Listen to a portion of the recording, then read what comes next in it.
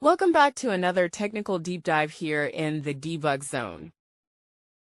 Today we're tackling a big question and breaking it down with insights from other users.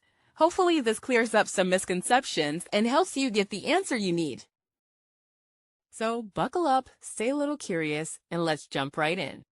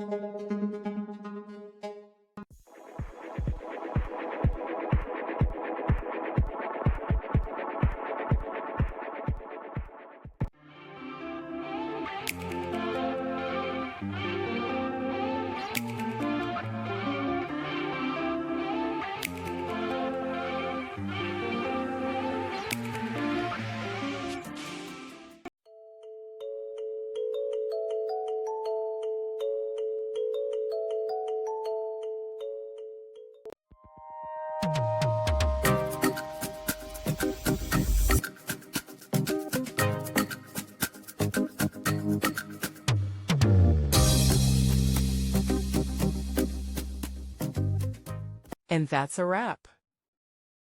I hope you found the answer you were looking for. If you did, take a second to hit that subscribe button. It really helps out.